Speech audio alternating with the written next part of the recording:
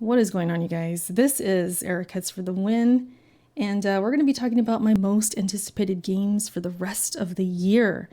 Go ahead and hit that like button if you want to. Hit the comments section. Let me know what games you're looking forward to for the rest of 2022. Let's just get into mine. Let's get straight to it. Cuphead is going to lead us off and start us in this list. Coming June 30th, Delicious Last Course. The long anticipated DLC that I've been waiting for. I love Cuphead. I played it when it released in 2017, and I remember then thinking, finally, this game is here, because we had been waiting for a long time. It's a long development cycle for games like this, and it's well worth the wait. So here we are again with the Delicious Last Course that is finally coming out. It feels so good to say that. It's coming out June 30th for PC, Xbox, PS4, and the Switch. Of course, we know this is made by Studio MDHR. They're wizards over there. The first game was awesome. And here we are again. We're going to get our chance to fight some new bosses, experience new levels, as well as a new playable character, Miss Chalice. So we have a female character that we are able to play with now, which is pretty awesome. I'm really looking forward to experiencing this, streaming this. I streamed pretty much the whole entirety of the first game, the main game, and I can't wait to do that again because that's always a good time. So yeah, Cuphead, Delicious Last Course. I know it's not a full game, it's DLC, but it's going to have the awesome experience of a full game, if I must say. So yeah, that's number one on this list, coming just around the corner. In July, we have Stray. Now, this is a game I've been looking forward to for a hot minute. As soon as I saw it, I believe it was announced in 2020-ish, around there. And that was about a year after I had lost my cat. She passed away, which was devastating, and I miss her.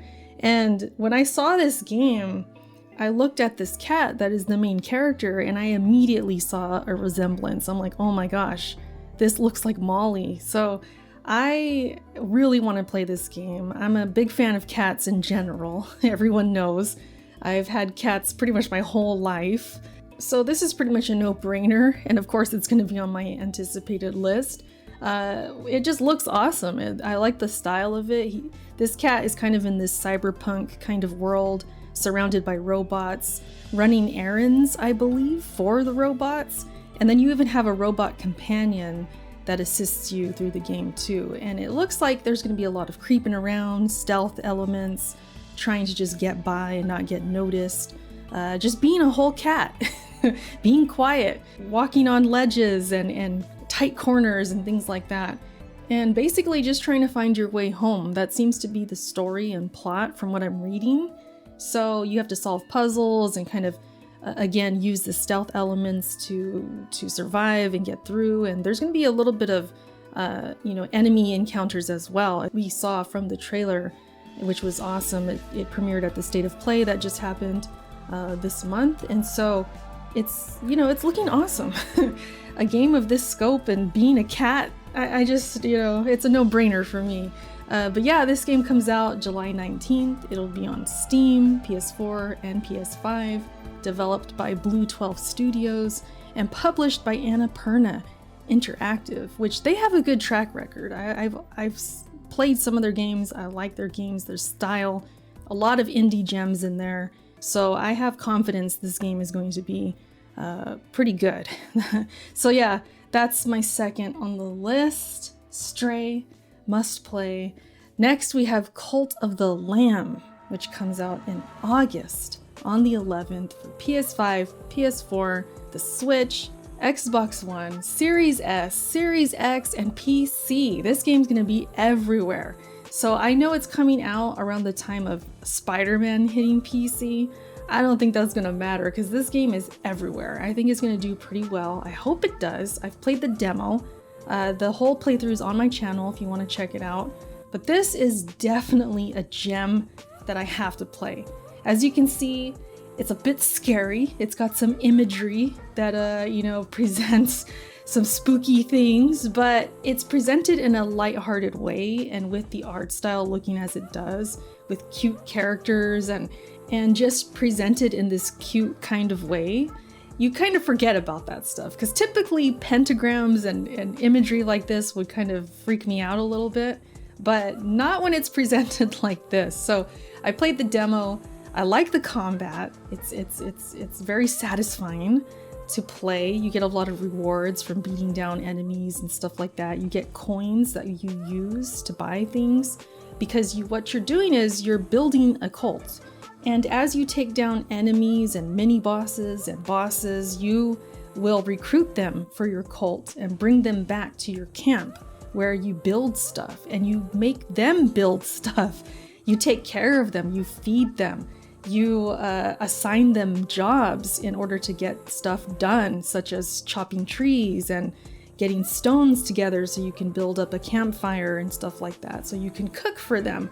And it's pretty deep in that way that I didn't know until I played the demo, and I saw all the different little things that we can unlock, have them build, and you just essentially make this cult bigger and stronger as you go.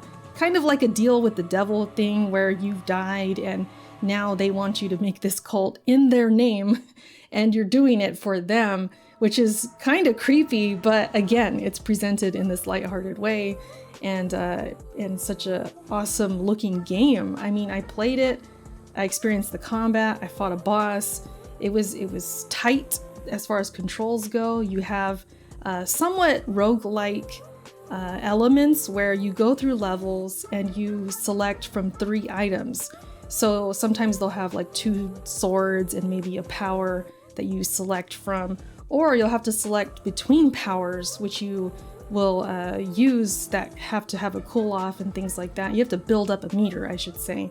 And so you're going through these levels, selecting certain items and leaving the rest behind. So that's where I believe the roguelike kind of comes in, but for the most part, it's kind of just an action game going through certain levels, and you pick different paths as well to get to these bosses. So if you need a specific item, you might see that on the map and select to go that route. It may be longer than a different route, but that's up to you if you want to take that. So it is kind of roguelite in that way, but for the most part, it's just like this cool little indie action, build up your camp and talk to these little characters that look super cute, but it's all kind of scary at the same time.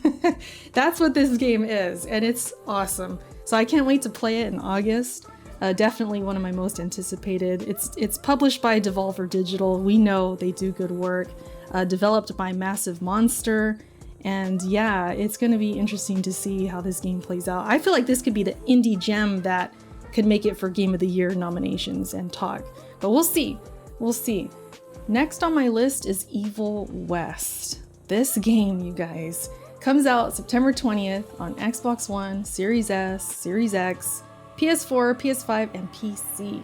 Developed by Flying Wild Hog and published by Focus Entertainment. This game looks awesome. It's a total Erica game. It's a third-person shooter with melee combat, really awesome abilities, and it reminds me of a couple things. So at first, I was getting this Gears of War vibe a bit because of the cover and kind of jumping over cover, the guns, the character that was presented in the extended trailer. He sounds a lot like Dizzy from Gears of War. He's got the cowboy hat. It's just got this Wild Wild West environment to start. So that kind of makes it a bit different, of course, but it did remind me of Dizzy. I was like, oh, that sounds just like Dizzy.